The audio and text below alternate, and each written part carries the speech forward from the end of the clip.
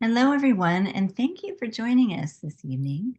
My name is Lisa Levinson, and I'm the Campaigns Director for In Defense of Animals, and we're here together to explore veganism as a spiritual practice. And this is our Vegan Spirituality online gathering. We host these every other month, but they're also in-person gatherings, and those you can find them at veganspirituality.com, or you can also find them under the Sustainable Activism campaign at In Defense of Animals. We hope that you can take a moment and learn a little bit more about our community. And one way to do that is by joining in today. We are thrilled to have you here. And I'm here with my co-host. This is Judy Carmen. Hey, Judy. Hi, everybody. Yes, it's so great to see you. And we're just thrilled that all of you have joined us. And Judy is going to do the honors of introducing our very special guest today. Yes, thank you, Lisa. And we are so excited and grateful also because, as many of you know, we had to cancel the show a month ago. And Daniel was very, very gracious in rescheduling to tonight. So we're really, really grateful. And this is Daniel Mascarenhas. He is a Jesuit seminarian currently studying at Boston College. And we're just so grateful to you, Daniel, for being with us because of your background and everything that you are bringing to us tonight. He grew up in Goa, India, before studying and working in the field of mechanical engineering in the US. He then discerned a call that told him to join the priesthood in the Catholic Church. He first began to ponder compassion for animals during the philosophy studies part of the seminary training program, which is very special. And we're so grateful that you saw that, Daniel, because so many don't. In his website, which you all have got to go visit, he invites us to boundless compassion and love for all God's creatures. Daniel was called to advocate for animals after seeing the immense suffering that humans inflict on them. His website, and it is vegancatholic.org. Is that correct, Daniel? That is correct. Yes. vegancatholic.org. So please go visit that. It provides philosophical, theological, and nutritional resources for vegan living. So it covers everything.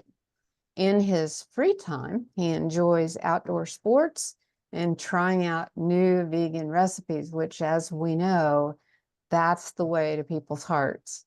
So, Daniel, let's start out by asking you to tell us about your amazing journey, because you started with mechanical engineering and then you got this call, which is such a special thing, to the priesthood and to veganism.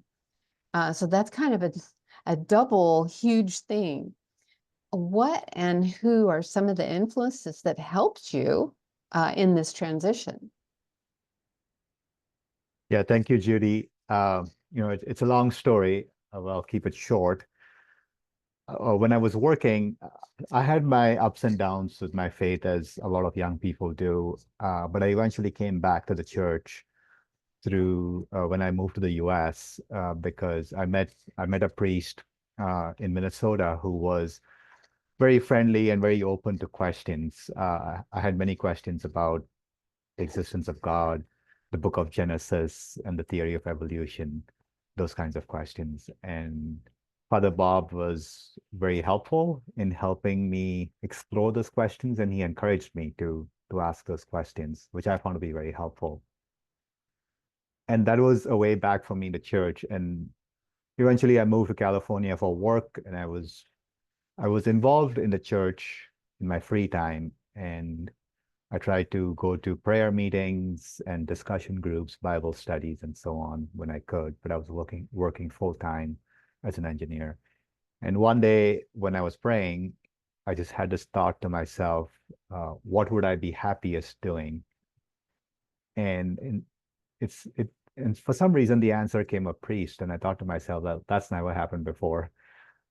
It wasn't that I was unhappy, but I think I had a sense that there was something more that would fulfill me.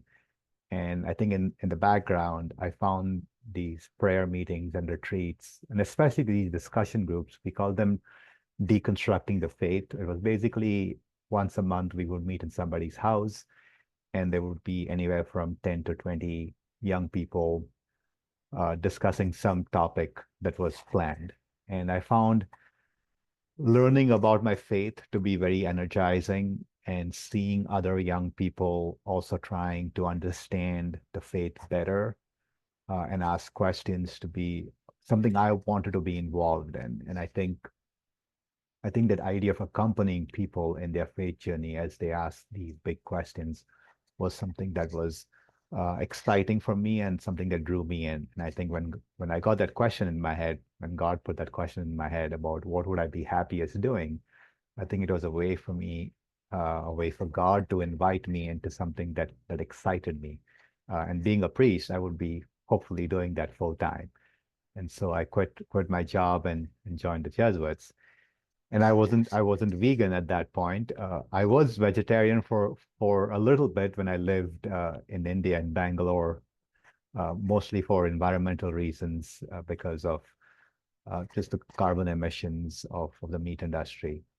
But I kind of forgot that after I moved to the US, because it was quite difficult to be vegetarian in the US. And so I joined the Jesuits and in 2016, August 2016. And as you pointed out, I first got the idea of being vegan when I was in philosophy studies. So in seminary, we first do 2 years of what we call a novitiate, which is a bunch of different experiences, and then we are sent for studies. And I was sent to St. Louis in 2018 for studies. And there were a couple of things in philosophy studies that stood out to me. One was the idea of the problem of suffering. So a very common argument against the existence of God is that if there is a loving God, why is there suffering? Why isn't God putting an end to suffering? And in that philosophical debate, a common trope, a common image that is used is this baby deer that's in a forest, and there's a forest fire.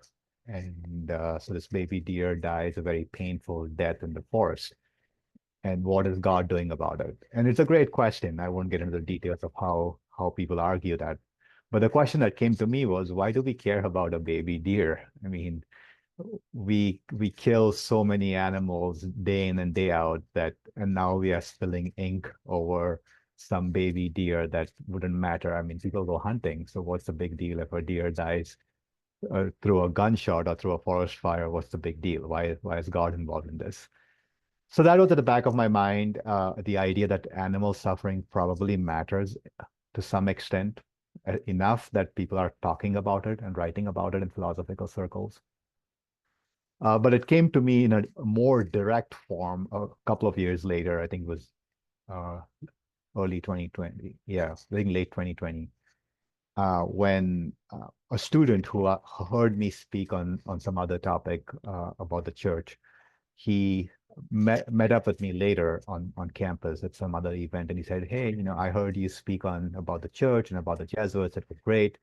And he said he had a question about the Catholic faith, and I said, "Wonderful! I love questions." And he asked me, what does the Catholic Church think about eating meat from places that where animals suffer, and all meat comes from killing an animal in the end. So what does it mean to be a disciple of Jesus? Because I talk a lot about discipleship of Jesus as being an important part of our faith.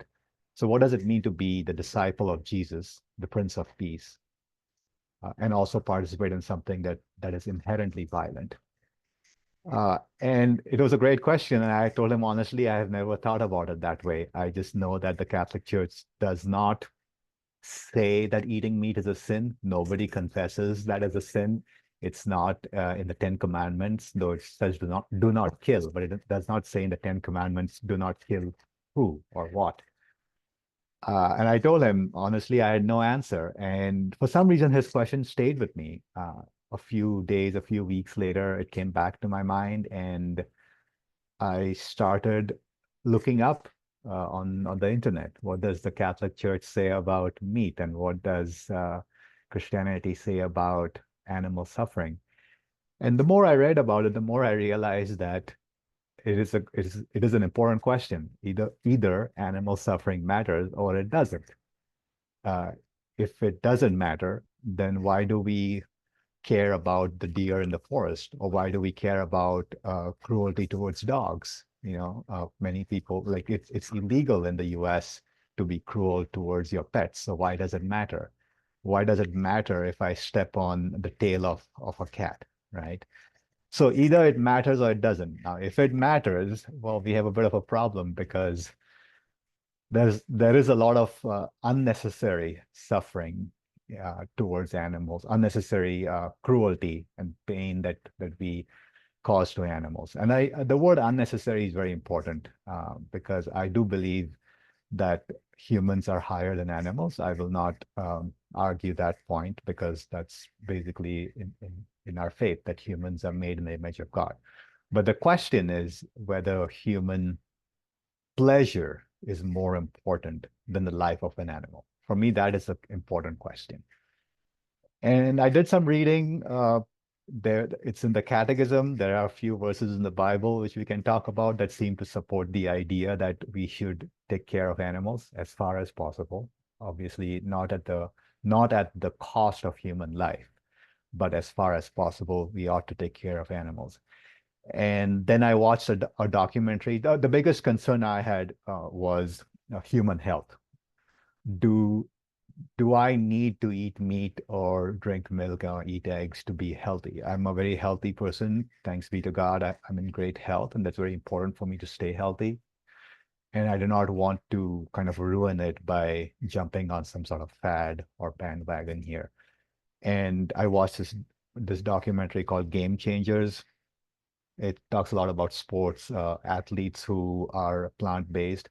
I'm a half decent tennis player, and so Novak Djokovic is like the most famous tennis player today, and probably the greatest tennis player of all time. He is plant-based. He doesn't talk about it as much, but he's plant-based. And so all these athletes out there, I'm nowhere close to being like a good athlete, but I'm in good shape. And I figured if these athletes can do all of these things physically on a plant-based diet, I have no reason to say that I need to eat meat to be healthy. And I did some reading on using Cleveland Clinic and Mayo Clinic, probably the two most famous hospitals in the US, and they basically say that vegan diets can be healthy as long as one eats a balanced diet. And I realized that I don't have any other reason or excuse to continue participating in something that's inherently cruel and inflicting suffering on animals. And I decided that I have to stop. And that was about 4 or 5 years back now. Yeah. Oh my goodness, Daniel, thank you for explaining all that. And I know there's some of us in the audience that were reminded of the scene in Christspiracy, the movie, where the young man asks, how would Jesus kill an animal? And they go around the country, actually, or the world, asking that question to different religious leaders. And what you said about your reaction to that person that asked you something very similar to that was like, I hadn't thought about that. And that was the reaction they got often from that question, because it stops you. It's just like, whoa, you can't imagine Jesus killing an animal. So yeah, so you really took me back to that film, and and I just admire so much your open-mindedness and open-heartedness as you've traveled this path. So I wanted to mention that your website, which again is vegancatholic.org, is just full of so much great information. And I know you haven't been doing this that long, and yet it's just this beautifully laid out, and it's got tons of videos of you giving little talks. There was one that called The Conservative Animal Killers, in which you play the part of both the conservative and the interviewer. And that was very clever, I thought.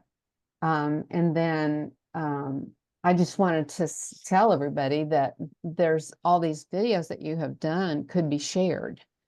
And so let's look at them and, look through them and see if one of them kind of fits somebody we know that maybe we could share it with them. But tell us about that one, The Conservative Animal Killers. How did you come up with that?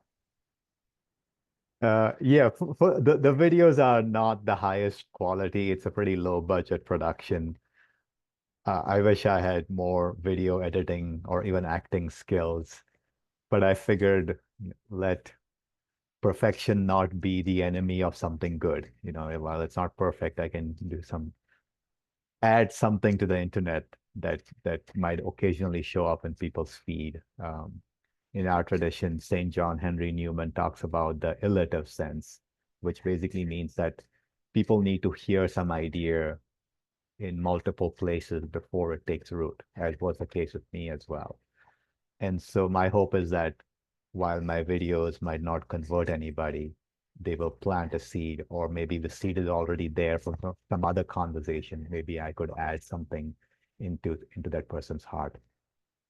The one that you're talking about, the conservative animal killers, yeah, that was a series, a few videos I did about like just showing the inconsistency that people have. And I also made one about liberals, just to be balanced, because there's lots of inconsistencies out there. With the conservatives, we talk about being pro-life. And I ask, what exactly does pro-life mean? Is it only human life, or is it all sentient life? That kind of an idea. With the liberals, I think I questioned them about the liberals talk a lot about climate change and care for the earth and so on. But there's a lot of talk, but if it comes to some sort of action, most liberals are not vegan. But most of them probably know that animal agriculture is one of the biggest contributors to ecological destruction. So I kind of point out the inconsistencies. I also talk a lot about the Bible and Christian tradition, because I think there's a lot of stuff about veganism out there, but I think I bring something of a religious tradition to the movement, so that those who are religious might be able to use their Christian values to move towards veganism. So in the Bible, I might talk about the idea in Genesis, God wanted humans to be plant-based. It's in the book of Genesis. And then the fall happens and so on. So I might explain something like that, or I might apply one of Jesus's parables to the vegan context. So when Jesus talks about the unforgiving servant, I won't go into the details of the parable, but Jesus basically says that because God showed us mercy, we have to show mercy to others. And if we don't show mercy to others, then God may withdraw God's mercy as well. So the way we are treating animals, clearly we are not showing mercy to animals. So perhaps God might withdraw God's mercy from us. Yeah, so I think I just do a lot of videos that about things I hear in conversation in my circle in the seminary or in the classroom, or if I see some arguments online, I'll try to respond to them through the Catholic tradition to say, okay, this is what the church teaches. Can we expand this particular teaching? And sometimes not even expanding, like sometimes it's just direct. In the catechism, for instance, and this video I have a video on this, and it got a few comments from people who were not happy with what I said, but I stand by what I said. In the catechism, it says it is bad for humans to allow animals to die needlessly. Okay, so it is against human nature to allow animals to die needlessly. So I want to expand on that line and say, well, yes, needless. If you could do without killing an animal, then one ought to not kill the animal because, well, that's how it is in the catechism. And so this is in the catechism. I'm not really making it up, but it seems like nobody talks about it. Yeah, so I have a few videos that basically answer questions or comments I've heard in conversation, which sometime I respond in person, if I can. If not, if it is not conducive, I don't want to create a scene at the dinner table or something. I might not say anything, but I will use that and say, okay, if this particular person who seems reasonable, uh, like one of my friends, seems like a reasonable guy, and he said these things, perhaps there might be somebody out there in the world who might have a similar idea, question, or comment that I'm responding to in general. And so I look for questions or arguments that come up against veganism, and I try to respond to them as best as I can. I think I've responded to pretty much every argument, especially with factory farming. I sometimes let go of the idea that we should all be vegan. Like I'm vegan, and I try not to get sidetracked with veganism. I usually try to stick to factory farming because that is about 99.9% of the source of meat, dairy, and eggs in the US at least, and most other parts of the world as well. So I usually stick to factory farming when I can. Yeah, so you can check out my videos. They're kind of basically short answers to questions that you might hear and you might have as well, or your friends might have. So please check it out if you get a chance. Again, the quality is not the best, but I think the content is decent. Well, and they are short, like you said, which is really good. If you're wanting somebody's attention, and you'd say, hey, it's only 5 minutes, Or please less, much listen less. to it. Yeah. Yeah, much Yeah. less. So please Usually listen 2 to or it. 3. Yeah. Yeah. So they're great. They're definitely worth looking at and using as tools for all of us. And especially because you have this background as a priest, so that some of our Christian friends may really, go, what? Wow, okay, a vegan priest, and be much more open to listening. So, Just to clarify, I'm not yet a priest. I'm in studies. God willing, I'll be ordained as a priest in about a year and a half. oh, okay, okay. So, so the title is seminarian at this point, Jesuit Yes. seminarian. Okay, Yes. okay, but nevertheless, that's close enough. You're studying the Bible, you're studying religion, and you're Christian, and so anyone who might feel like that has some authority to it would be liable to listen. And so yeah, so they're really great. You also have articles on your website, and one of them was about Saint Ignatius and the thorny path. And I think we can all relate to that. We've all felt the thorny path of being vegan. But tell us more about the thorny path and how you have learned to navigate it. Yes, so I write for a website called the Jesuit Post. It's an American-based website where Jesuits, like those who are younger, will write on various topics. So I wrote this article after my visit to Spain and Rome. And St. Ignatius is the founder of the Jesuits, and he had a rough time when he first converted. So he was he was Catholic, but he wasn't really practicing, and he was in the military. Then he gets injured. During his recovery from his injury, he has this conversion where he wants to dedicate his life to God. It's a great story, but what stood out to me is after he converted, when he moved towards serving God, he was misunderstood by a lot of people, his family, his friends, the church authority. And he was alone because all of his previous social circles were not with him anymore.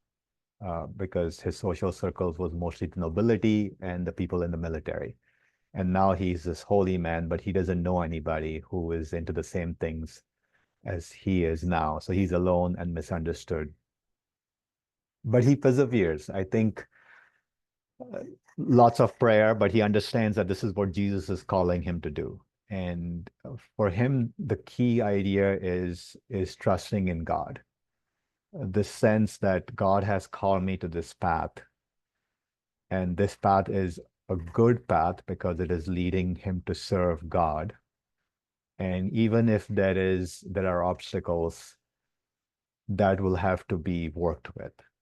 So Jesus does not promise us an easy life. It's never in the Bible, Jesus says your life will be easy, but it is going to be meaningful. It will be about love and about being with God forever. And both of those, love, as everyone knows, does involve a lot of pain and sacrifice.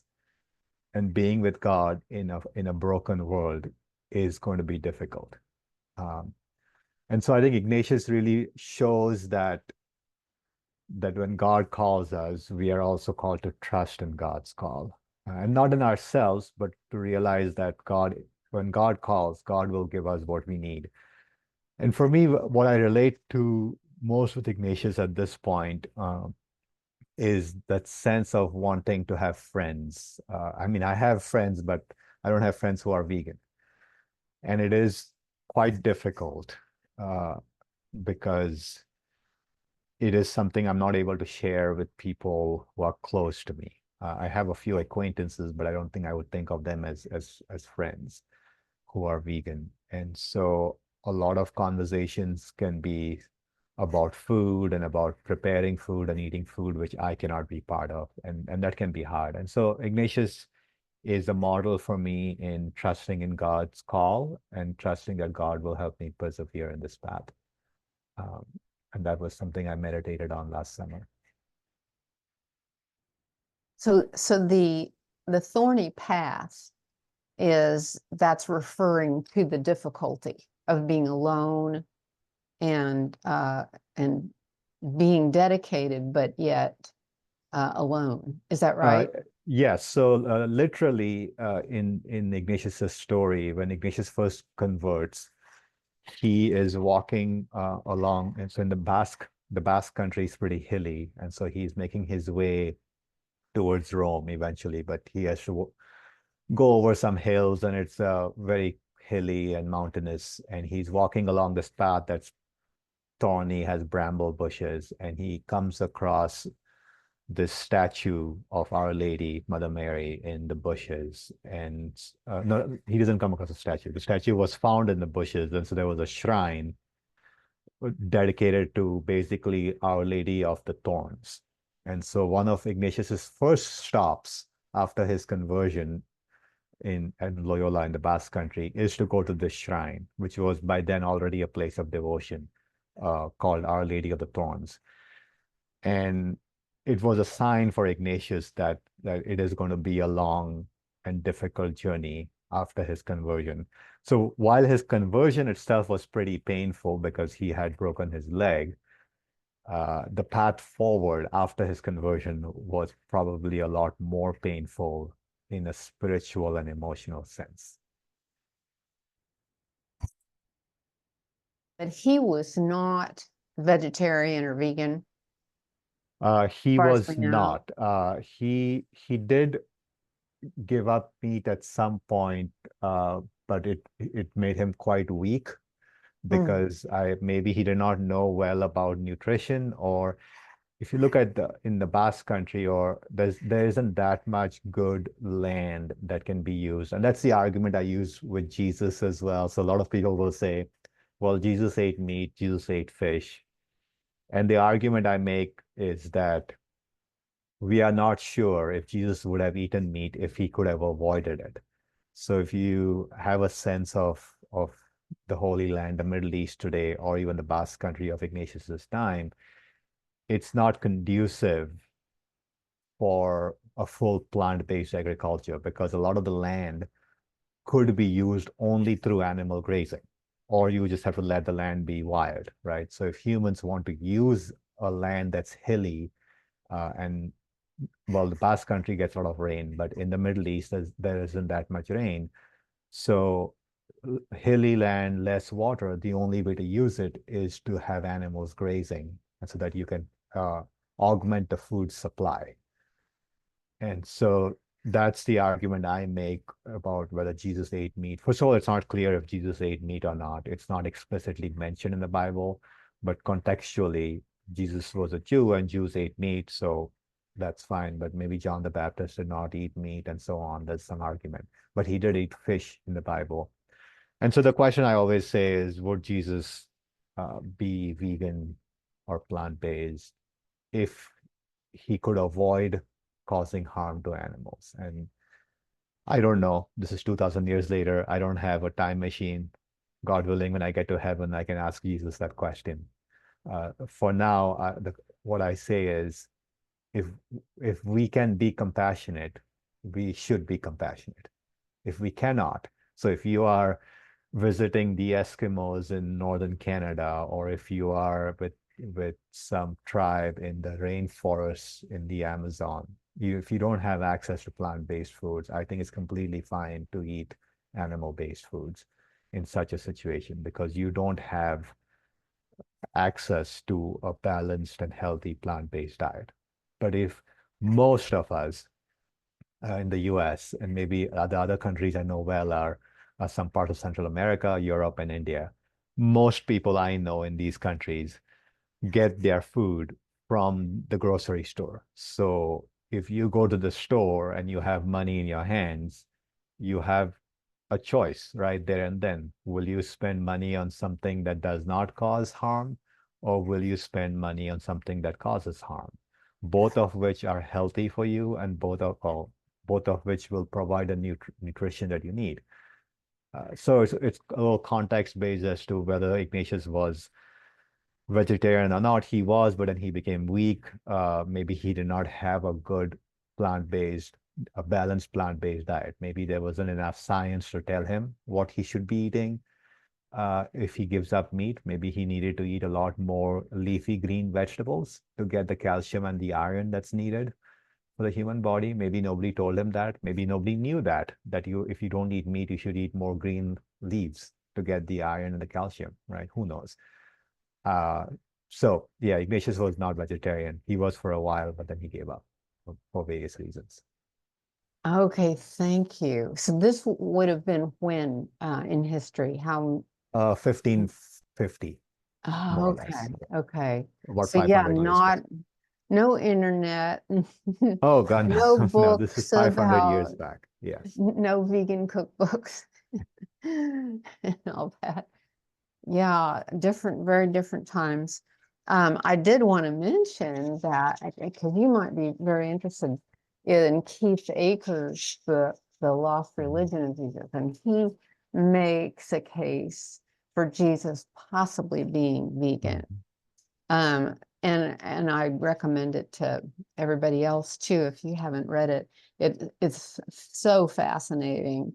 And he's actually featured in Cowspiracy. Christspiracy, the film Yeah, too. I have read some of his work and I watched Christspiracy. My Okay. concern with that line of argument is that this is what happens in conversation. People will say it's unclear. The evidence for Jesus being plant-based is pretty weak. It's kind of not sure what we can do. So what people say is, because we are not sure, or because we cannot know, it doesn't matter anymore. You see what I'm saying? Like, oh, maybe Jesus ate meat, maybe he did not. It doesn't really affect, because we cannot be certain about something. We tend to say, well, it's a free for all now.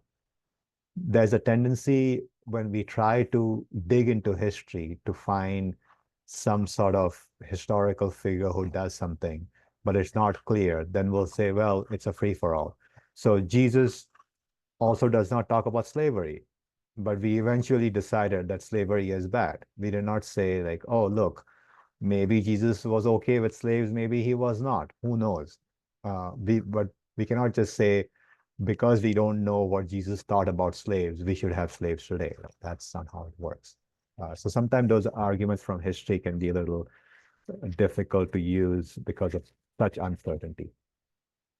Yeah, that's a really good comparison regarding slavery, because it was so common then, and he spoke as if it was okay, but yet at the same time he spoke about love one another, and so we hang on to that, his values and his belief that we had it within us all to love everyone. But yeah, that's a very interesting point.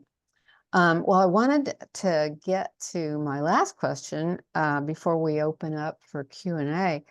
One of the main goals that we have on our vegan spirituality groups is to link our spiritual path to our passion to help the animals. And it's so traumatic for all of us and you to witness what human beings do to animals. And of course, compared to St. Ignatius's time, it's so much worse. It's just so horrific.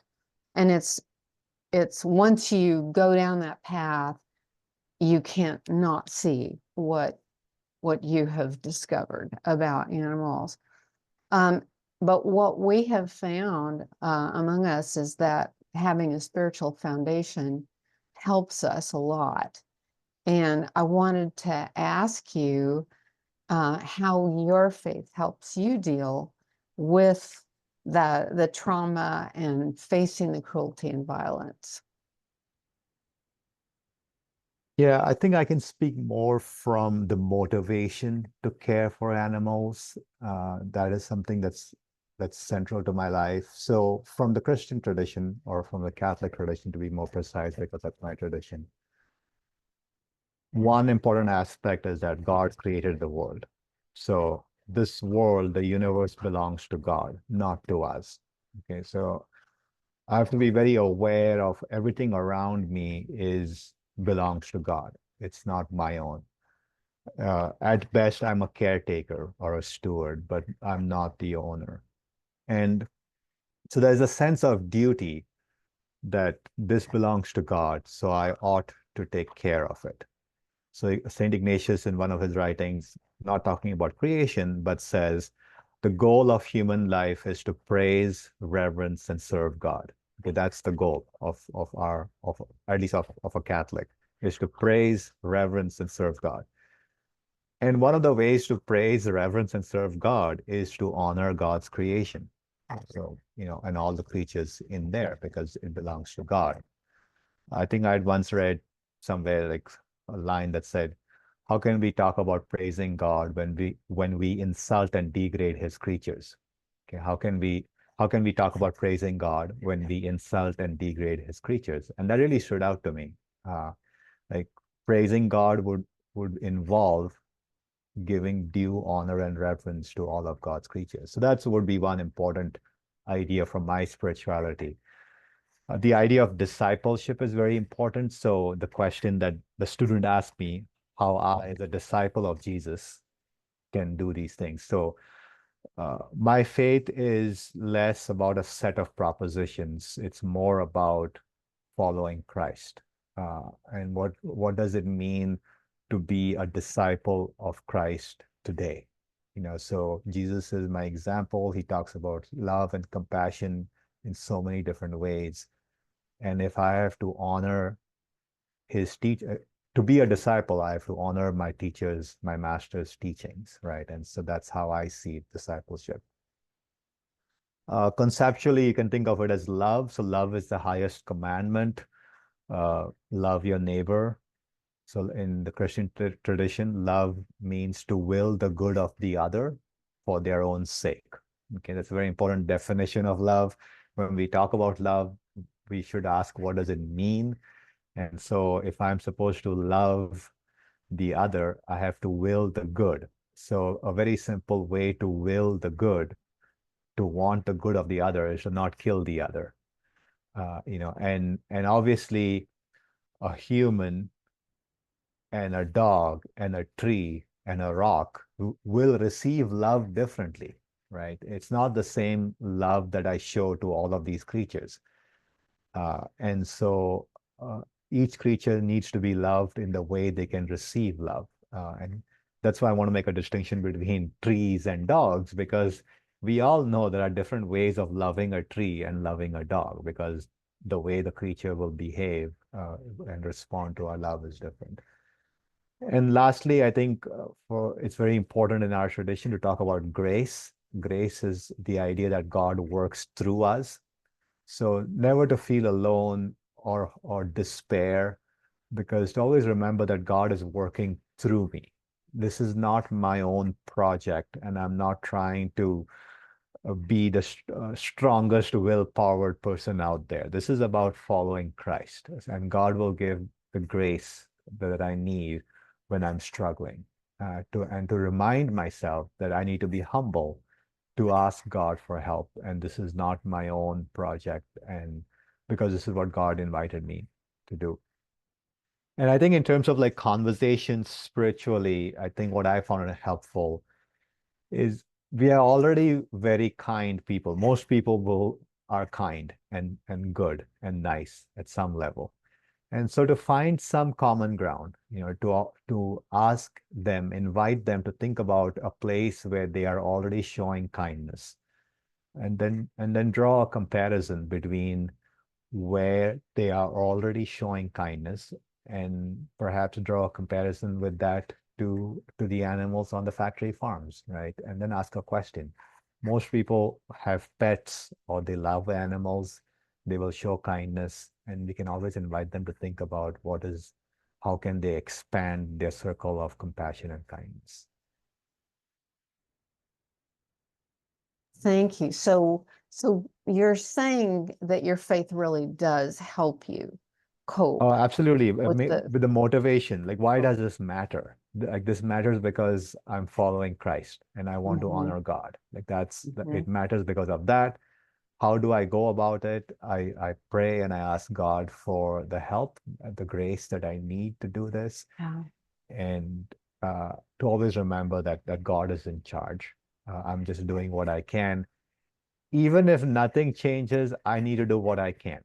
Okay, what I do is not measured by how many people I've converted to veganism or how many likes I've got on YouTube. What matters is that I have served and tried to honor God to the best of my ability. Even if nobody else understands or gets this, I have to be able to say to God, I did my best. Thank you for inviting me to this, and thank you for helping me. What other people do, that's beyond my control. That's for God to take care of. Oh, I love that. That's so important, I think, Daniel, to just know we're doing God's work, and whatever happens around us, we don't have a lot of control over, but we're Mhm. doing God's work, and within that, there's peace. Wouldn't you say? Yeah, the word peace, I like to define my terms. The Okay. word peace is not just absence of difficulty or conflict, right? The Martin Luther King Jr. would say that is a negative peace, just an absence of conflict. We Because that can lead to let's not bother each other, because if we bother somebody, even if it's for a good cause, we are bothering somebody, so there's less peace. No, peace is about right relationships. Okay, when we are at peace, it means that we have a right relationship with everybody and everything around me. I have a right relationship with God. I have a right relationship with the people around me. I have a right relationship with animals, with the earth. So that's about peace. It's about having a right relationship and not just an absence of conflict. There will be a lot of conflict if you be vegan. So I just want to make it clear that it's not peaceful in the sense one thinks, oh, I'll just able to like relax and sit back and nobody bothers me. But it's about It's about having a right relationship and a sense of contentment with all the relationships around you. I love that. Thank you so much. Well, I think it's time to open up to Q&A. And then I believe you're going to do the closing prayer. Is that right, Daniel? Yes. Yeah. Okay, great. Okay, Lisa, have we got some questions? Yeah, well, first I want to thank you, Daniel, so much. I really enjoyed hearing your thoughts about this. And I think the way that you've infused logic and spirituality together is very powerful, a great tool for vegan advocacy. And this, what you're practicing, is faith-based vegan advocacy. And some of you may know that Judy and I co-founded the Interfaith Vegan Coalition, and Daniel's website/group is a member of our coalition. We have about 60 or 61 members now. And I would love, Daniel, I would love to introduce you to some of our other members. We have Christians for um, Christians for Poland, vegan Christians in Poland. We have a few groups that are Catholic, Catholic Action for Animals.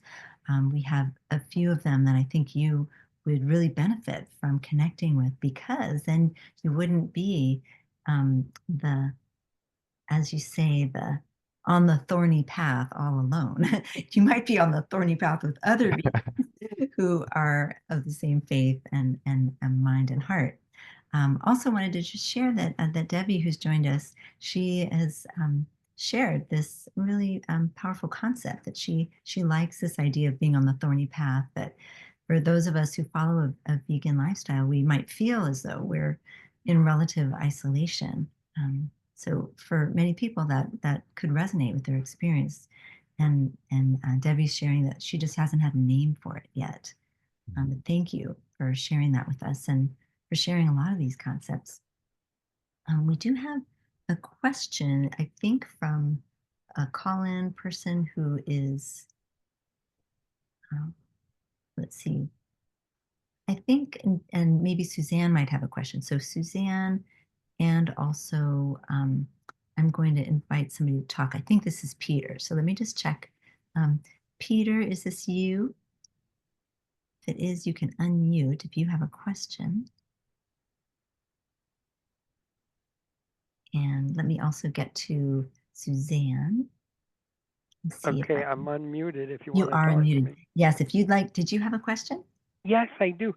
I have lots of Catholics, including a Catholic priest for an uncle, deceased now, but scoffed at me for being a vegan. But I don't want to get into that. My question, if you ask someone kind of like me who has a superficial understanding of saints, if you asked and said, which saint is most likely to have been a vegan, I think most people would say Saint Francis of Assisi, because he's so often portrayed as being an animal lover. So you obviously have a lot of knowledge about the I forgot his name, your background, the order you're in, and so he wasn't, and Dominicans aren't. But what about Saint Francis of Assisi? Any indication that he would have been a vegan or was a vegan? Such an animal lover. I think the argument I made earlier about either not having sufficient access to plant-based foods or not knowing how to have a healthy plant-based diet it applies with Saint Francis of Assisi as well. I mean, this is 800 years back now. And so I've been to Assisi in Tuscany in Italy, and it is quite hilly. There are some flat areas, but clearly a lot of the land is very hilly in Tuscany. And yeah, I mean, animal lover. And so, I think the idea, there are two ways I answer this question. One is the necessity, right? If I've always said that humans can eat animals if there's no other way to have a healthy society, uh, if you don't have access to enough plant-based nutrition, or not having the knowledge. So even today in the 21st century, I know people who say they went vegan and then felt very weak, and so they gave up. And I would ask them, like, okay, so what exactly were you eating? Would you be willing to share? And most people, what they do is they, especially if you are used to an American diet, you are eating meat and potatoes, and then you just take the meat out and you're only eating potatoes. Well, that's a bit of a problem here. So even today, people don't seem to know how to replace the meat in a healthy manner, despite the fact that there's so much science done on this. So you can imagine 500 or 800 years back, there's no knowledge of what would you replace meat with. And that would just be really hard. So I think in terms of the saints, I would say in terms of agriculture, my very basic understanding of the food supply here, I don't think before World War II, there was enough plant-based agriculture to feed everybody in a healthy manner. And that's when factory farming also started post-World War II. So it's hard to say about the saints. So Saint John Henry Newman could have been, because he does talk explicitly. So he's in the late 1800s in the UK, and he talks a little bit about animal suffering, and he says we can think about Jesus's suffering on the cross to animals who are suffering today in his time. And so the idea that he is willing to elevate animal suffering to the level of Jesus on the cross is something, because he says that it is really hard to see animals suffer because they are innocent and we treat them so badly. And that's how Jesus was treated on the cross. So he makes this connection. So Saint John Henry Newman is probably the one that comes to mind because of his comparison that he makes. Yeah, it's unclear about the other saints. Well, thank you so much for your question. And Daniel, thank you for your answer. Thank you, Peter. I'd like to see if maybe Suzanne, would you like to ask your question? I know you said it was complicated, but you're able to do that. Can you hear me now? Yes, we can hear you. First of all, I guess I call you Daniel, not Father Daniel yet, right? Anyway, Perfect. thank you so much for your insights. My question was, and I'm not sure if I heard you correctly, but I think it was early on, and you said something that made me think that you understood God to have put humans ahead of all the other creatures. Did I hear that right? Yes. And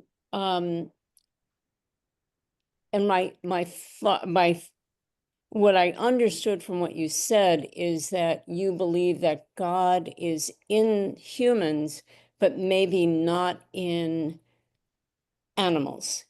And that was was I hearing you right? I guess was my question.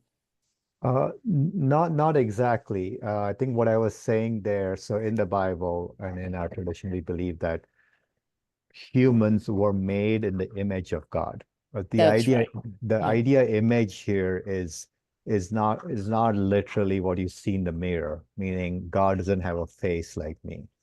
The idea is mostly through a sense of, well, first of all, God became human in Jesus, so humanity was made divine because of the incarnation. That is one.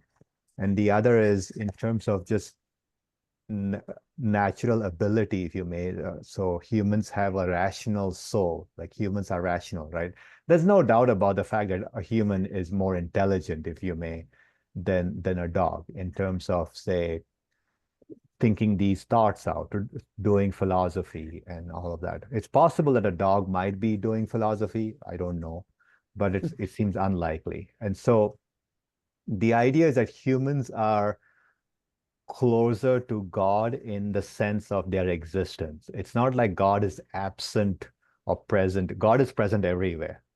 So in the Christian tradition, God is being itself, the sense that this existence depends on God. Like, I mean, I believe, I mean, this is from the Catholic tradition. We believe that it's not like God created the universe and then just left. God is holding the universe in existence every moment. So God is present in all creatures, in all things. But God has given different souls, different abilities to humans, to dogs, and to trees, and to rocks. And so that idea of what reflects God more closely would be a higher existence. So humans have a higher existence based on our ability to think and love and all of that stuff. Animals also show some of these things, like the ability to think or love and all of that. But I think we can say that these abilities are heightened in humans, and so they reflect God's power and love more than animals. I hope that made sense. It makes sense, and I know we don't have time to get into it, so I'm just going to leave with this thought, and then I have another quick logistical question, which is, could you ever see that animals and plants and trees and so on were also made in the image of God? So that's probably another discussion. And I've had about 20 years of Catholic education, so I'm well versed, and I was a philosophy student in college. Anyway, I'm leaving you with that question, but I have a nephew who goes to BC, and I wonder what course do you teach? So I'm a student. I'm a full-time student in theology. Okay. So I'm studying to be a priest. I do go to the other campus on Fridays. You can ask him to look up this event called Java with the Jesuits. We have free coffee and cookies for students where we try to make conversation with students. So Nice. Okay. if he wants to come and talk to me. Java with, yeah. With the Jesuits every Friday at 11:30 in McElroy Hall. McElroy? Yes. Okay. And thank you. I really appreciated what you had to say. It's given me a lot to think about. Glad I could help. Thank you. You did. Thank you so much, Suzanne, for asking your question. We had some just a little ability tonight to check in and invite some people to share their questions with us live. So that was a real treat. So thank you very, very much to both you and to Peter for doing that.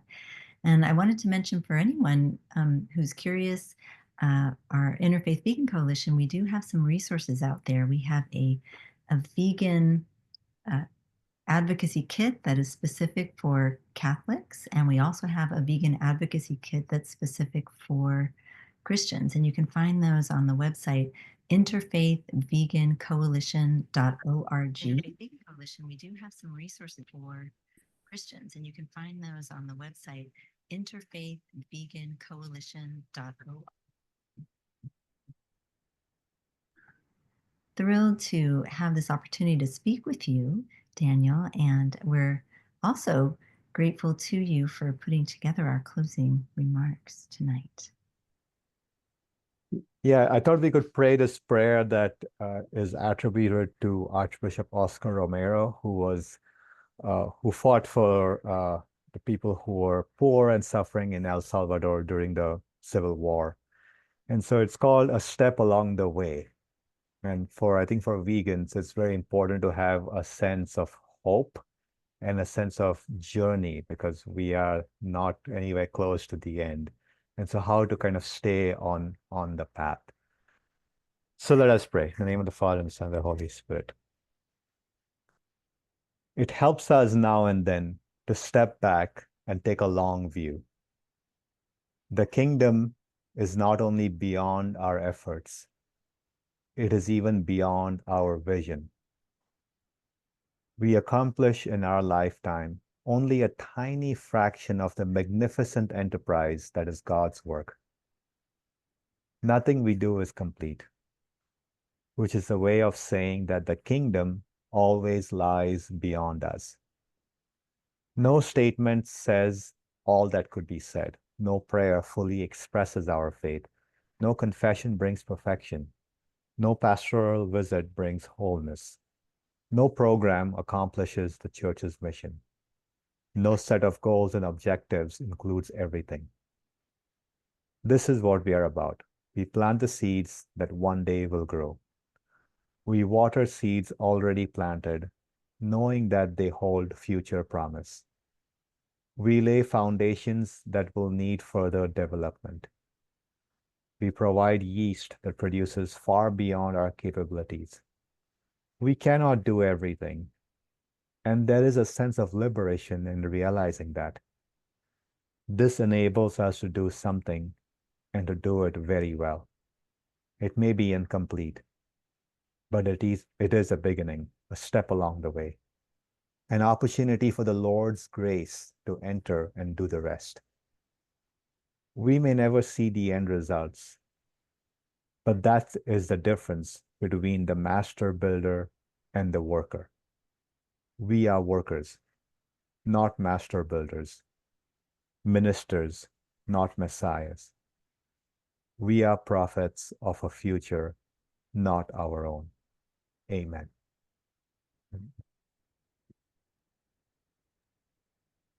Thank you so much, Daniel. We really appreciate that vision of hope for the future as we plant these vegan seeds wherever we go, so that more people can embrace compassion as part of their spiritual path.